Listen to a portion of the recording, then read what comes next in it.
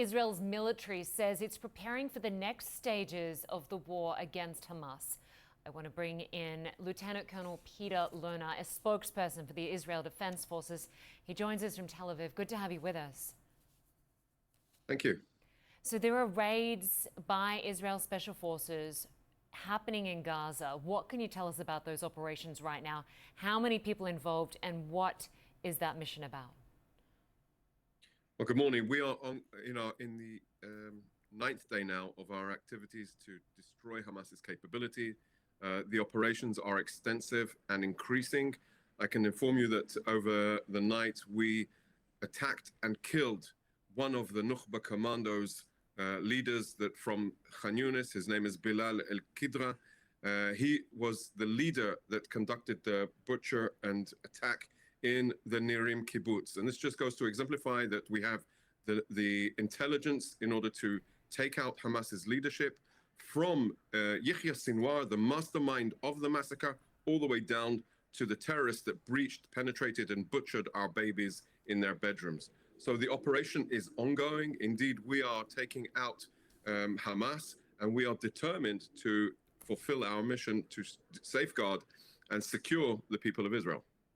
I've seen numbers ranging from 20,000 to 40,000 Hamas fighters. What is your understanding? How many Hamas militants are there? And talk to us about the next stage of this operation, sea, land, ground incursion.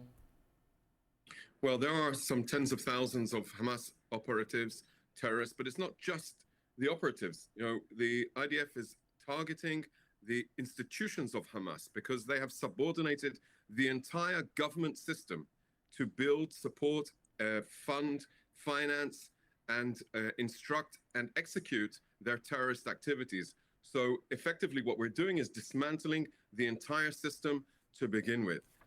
With regard to the second question, what are we doing now? How are we preparing for the next stage? We have recruited several hundreds of thousands of soldiers, of reservists, some 300,000, rallying many of them in the area of southern Israel on the border with Gaza in the anticipation and preparation if the instructions from the government to mobilize into Gaza does come, and we need to be prepared for that.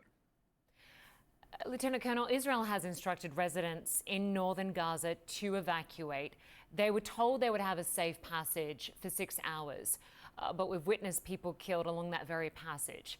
Half the population in Gaza are children under the age of 18.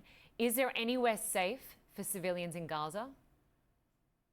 So I'm glad you asked me that, and it was a point that I actually did want to raise. In our after-action review, we found that the incident that you reported on yesterday throughout the day was not a strike by the Israeli Air Force.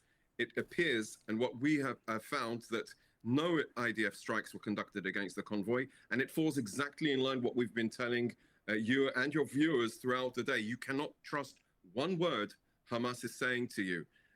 It appears that they've physically prevented people from moving from north to south, and also it appears that they have booby-trapped some of the roads in anticipation. And what we see and what we understand is that the people that were killed yesterday in the convoy going down was not a result of an IDF strike. So I would say, first of all, our instructions to people to move south is in our policy and to differentiate between the people, the hostages of Hamas, the people of Gaza, and to enable us to target Hamas, the terrorist organization that has used the Gaza Strip as a staging ground for this brutal massacre last Saturday. Lieutenant Colonel, Israel has deployed a significant number of infantry to the Israeli-Lebanon border.